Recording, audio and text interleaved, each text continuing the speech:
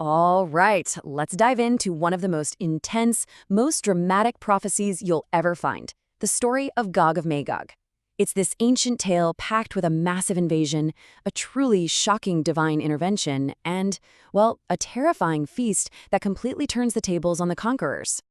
So, to really wrap your head around this whole thing, I want you to keep one question in mind. What if a great, spectacular feast wasn't actually for the guests? What if it was a feast of them? It's a pretty chilling idea, right? And it is absolutely central to understanding everything that's about to happen. Okay, so our story kicks off in a place that feels peaceful, maybe a little too peaceful. You have to picture a nation that's finally at rest, after a long, hard history of conflict. And this quiet scene is the perfect stage for a totally unexpected, massive invasion. You see, the prophecy makes a big deal about this sense of security and wealth. It talks about a land of unwalled villages where people are living confidently, without fear. But this isn't just a happy picture. It's a temptation.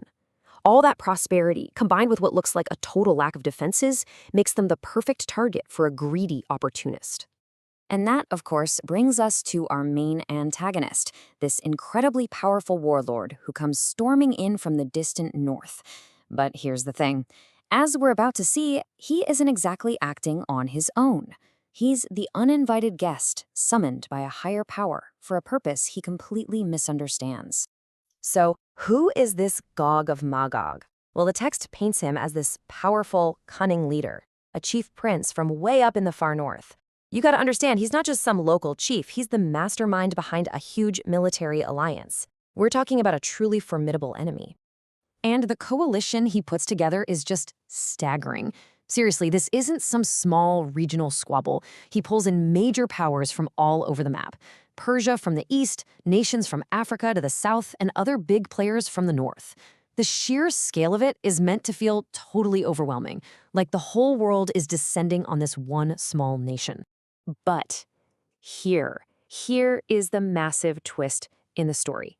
Just when Gog thinks he's making his own brilliant strategic move, the prophecy pulls back the curtain. It turns out God himself is the one compelling this invasion. The text uses this wild image of putting hooks in your jaw, as if Gog is being literally dragged onto the world stage against his will. He thinks he's coming for a victory banquet, but he's really being summoned for judgment. So, with this massive army all gathered and a hidden divine plan in motion, the invasion begins.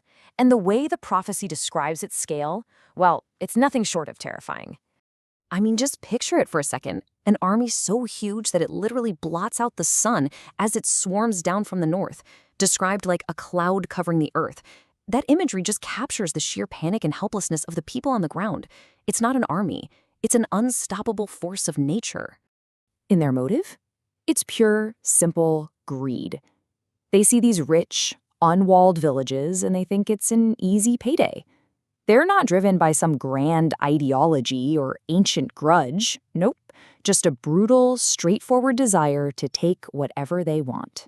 And this is where the whole story just flips on a dime. The moment Gog's forces sweep into the mountains of Israel, absolutely convinced they're about to win, the trap is sprung. The supernatural climax begins, and it is sudden. The intervention is swift, and it is absolute. First, a massive earthquake rips through the land, throwing the invaders into total chaos. Then, the sky itself becomes a weapon, raining down fire and hailstones. And in the middle of all that terror and confusion, the armies turn on themselves. It's a complete supernatural meltdown, both from the outside and from within. Which brings us right back to that chilling question from the beginning. God actually summons the birds of the air and the beasts of the field to what he calls a great sacrifice. The feast isn't for Gog's army, the feast is Gog's army. Their bodies are left scattered across the mountains for the wild animals. It's a gruesome, powerful image of total and utter defeat. So what on earth happens after a battle of that magnitude? The prophecy then shifts gears to focus on the staggering aftermath and the monumental task of just cleaning up the mess. Well, that alone tells you everything you need to know about the scale of the destruction. Yeah, the numbers here are just mind-boggling. It will take 7 years just to burn all the leftover weapons, so many that they provide fuel for the entire nation. And it will take 7 months for special crews to do nothing but bury the dead to cleanse the land. These aren't just details. They are meant to show you the unbelievable size of the army that was just wiped out. They even give the mass burial site a name, Haman Gog, which means the Valley of the Multitude of Gog.